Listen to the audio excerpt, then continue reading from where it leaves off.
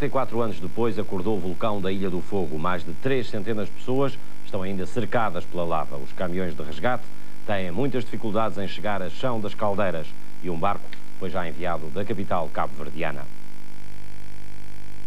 São cerca de 3 centenas de pessoas ainda cercadas pela fúria do vulcão na localidade de Mosteiros, na sua maioria mulheres e crianças. Os veículos de socorro estão com muitas dificuldades em chegar ao local. Há ali muitas crianças e pessoas que ainda não conseguem fugir do local. E não tem ideia? Já destacamos alguns caminhões para o local, mas não sei se é possível porque a coisa está se tornando pior. Segundo as informações que conseguimos recolher, também no hospital da ilha não se registaram para já feridos graves, mas o vulcão continua muito ativo e não dá sinais de parar. Ainda está em atividade. O problema que se põe é que há falta de helicóptero, não há. Portanto, isso é se havia helicóptero, era muito possível arrancar aquelas pessoas tão rápido, porque não há caminho tão seguro para as crianças descerem, portanto é um pouco difícil.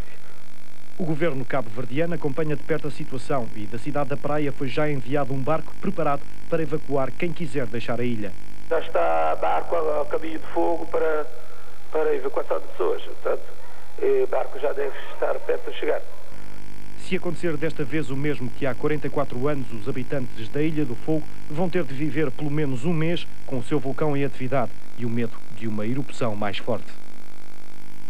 A Indonésia está a repensar a situação em Timor-Leste e poderá conceder ao território o estatuto de província especial. Uma revelação feita por Ali Alatas, o ministro dos Negócios Estrangeiros indonésio, que acompanha o presidente Suharto na sua visita à Alemanha.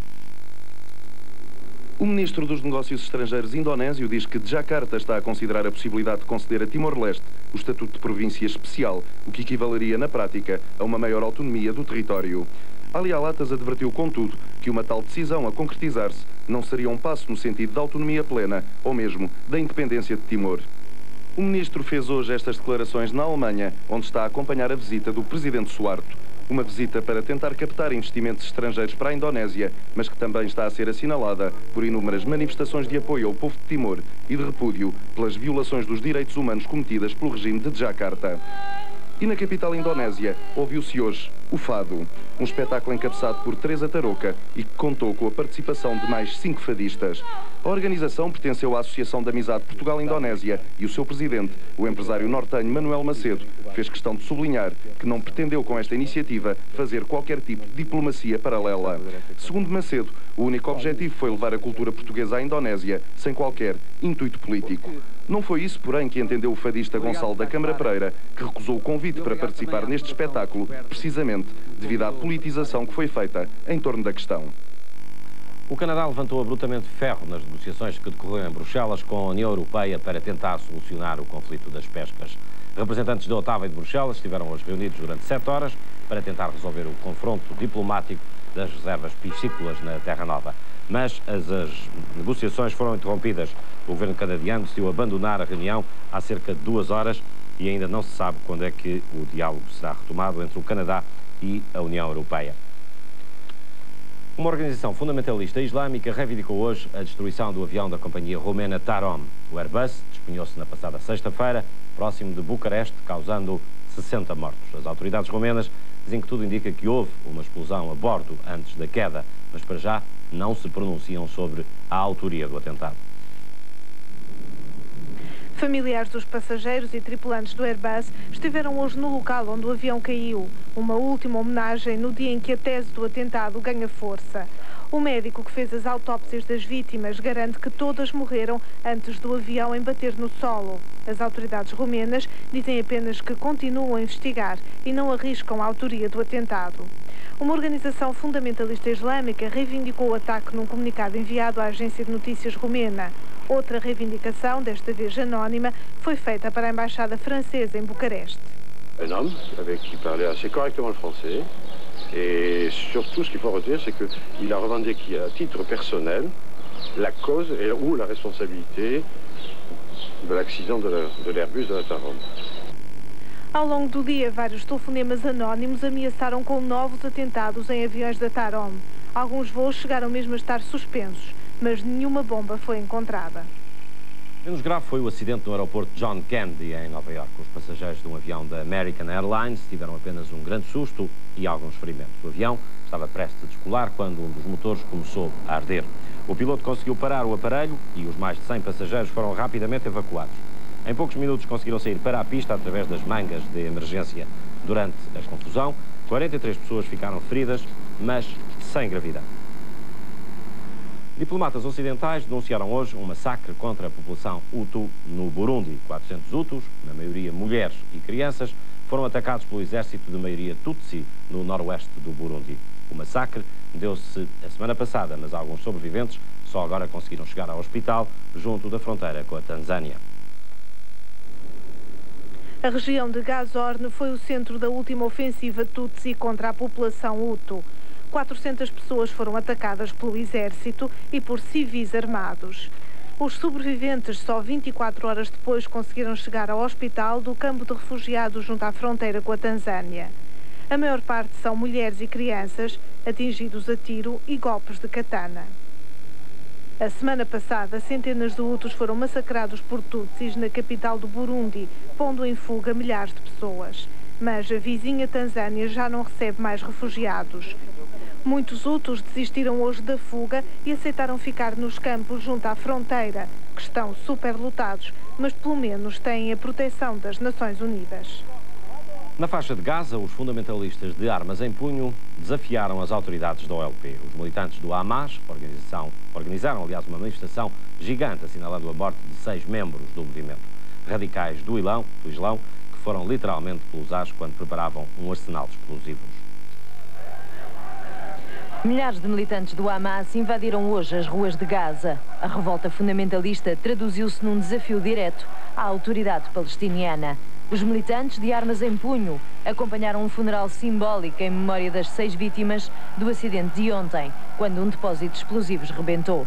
Ainda hoje a polícia palestiniana continuou a retirar uma série de armas do local. A investigação está pronta e não há dúvidas. A explosão aconteceu quando os militantes do Hamas preparavam explosivos. O Hamas nega, diz que tudo se tratou de um atentado concertado entre Israel e a OLP, com o objetivo único de assassinar membros desta organização fundamentalista. A mesma que nos últimos meses já foi responsável pela morte de dezenas de pessoas, desde que se iniciou o processo de paz israelo-árabe, condenado e amaldiçoado pelos radicais do Islão.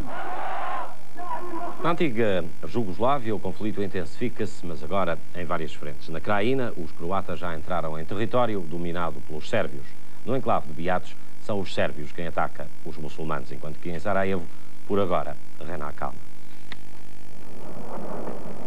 Conforme prometido, as forças da Croácia cumpriram a ameaça. As incursões armadas já começaram na Krajina, um território situado entre a Croácia e a Bósnia, mas onde a maioria da população é de origem sérvia. Os croatas reivindicam este território, os sérvios prometem lutar por ele até à morte. A ONU vai assistindo e mudando a linha de fronteira entre as duas zonas, ao ritmo da entrada e saída das tropas em conflito. Noutra zona da Bósnia, são os sérvios quem leva a dianteira e, de ataque em ataque, reforçam posições em redor do enclave muçulmano de Biač, ainda completamente cercado e hoje, de novo, bombardeado. Também aqui a ONU assiste, apesar desta zona estar debaixo da sua proteção direta. Aparentemente mais calma está a situação em Sarajevo. Sem ataques de artilharia nem disparos de atiradores furtivos, os habitantes da capital da Bósnia aproveitaram o dia para gozar os primeiros ares da primavera, fazendo compras. Agora é que a neve já derrete e que o implacável inverno balcânico se vai despedindo.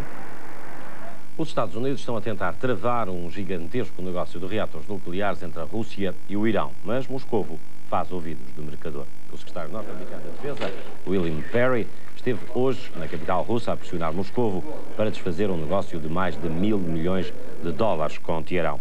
Washington suspeita que o Irão está a fabricar armas nucleares, o que poderá trazer perigos para os países vizinhos na região do Golfo Pérsico. Mas o ministro russo da Defesa garante que os seus reatores não serão utilizados pelo Irão para armamento nuclear.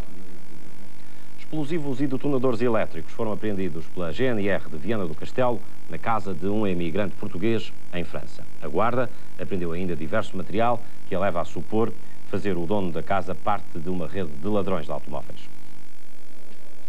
Um apartamento suspeito na Praia da Amorosa, em Viana do Castelo, olham para este prédio com desconfiança.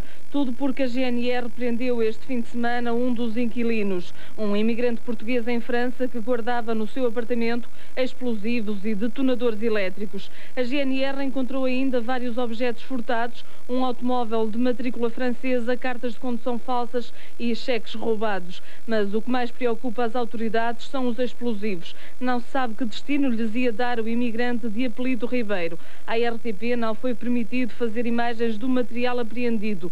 O indivíduo aguarda julgamento no estabelecimento prisional de Viana do Castelo. Há ainda suspeitas de que o detido faz parte de um grupo de imigrantes portugueses que furta em França e coloca os artigos em Portugal. Deputados socialistas visitaram o distrito de Évora. Mostraram-se preocupados com o problema da seca e querem ver esclarecido o plano hidrológico português e as negociações com a Espanha nesta matéria. É o primeiro assunto de uma síntese de notícias no 24 horas. O PS está preocupado com a seca alentejana e o plano hidrológico espanhol. Os deputados socialistas estiveram em Évora e criticaram o governo. Para Jaime Gama, as posições espanholas sobre o plano hidrológico têm sido claras e firmes. As portuguesas, diz o líder parlamentar do PS, são tímidas e nada afirmativas. Para o PCP, o problema é a segurança. Os deputados comunistas estiveram em Chelas a testar o sucesso da superesquadra dos Olivais. João Amaral acha que a criminalidade aumentou. O deputado não concorda com o fecho das esquadras tradicionais e defende que seja o Parlamento a definir as opções de segurança. Os autarcas portugueses querem mais poder e dinheiro. Foi o que pediram hoje a Fernando Nogueira e António Guterres. A Associação Nacional de Freguesias está convencida que um dos dois líderes será o próximo primeiro-ministro. O PSD prometeu dialogar com as freguesias. O PS diz que já apresentou muitas propostas de lei favoráveis às autarquias. Os produtores de leite e de carne dizem que não há fiscalização às importações. A Confederação dos Agricultores tem queixas concretas. O leite importado que é distribuído às escolas de Santarém é demasiado barato para poder ter qualidade. Mas há mais. Para a CAP é preciso baixar aos níveis europeus o IVA que pagam os produtores de leite portugueses. À semelhança do que se passa noutras cidades europeias, Lisboa também vai ter o seu Festival Rock. A primeira edição está marcada já para este verão. 3 empresas promotoras de espetáculos terão mãos à obra, arranjaram um patrocinador e já estão confirmadas uma dezena de bandas para julho. Por enquanto, é mais um espaço aberto do Porto de Lisboa, mas nas noites de 8 e 9 de julho, a Doca de Santos, em Alcântara, ficará transformada em rockódromo. E com o Tejo a assistir, quem pagar bilhete poderá ouvir, entre outros, os Cure.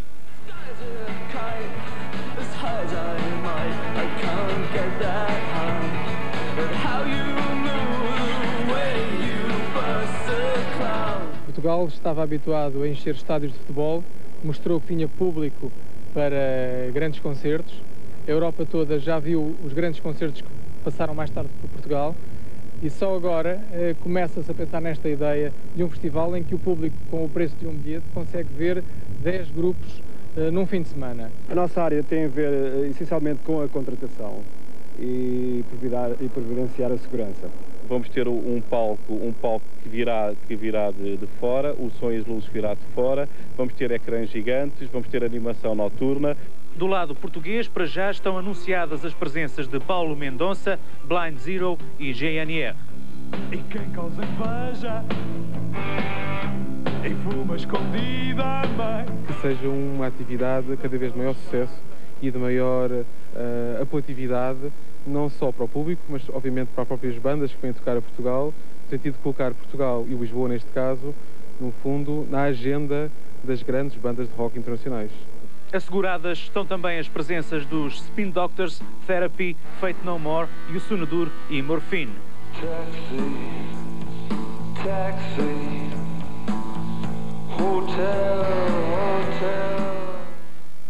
Rock à beira-Tejo, lá mais provão. E foi o 24 horas em nome de toda a equipa que produziu e realizou esta edição. Desejo-lhe uma muito boa noite. Até amanhã.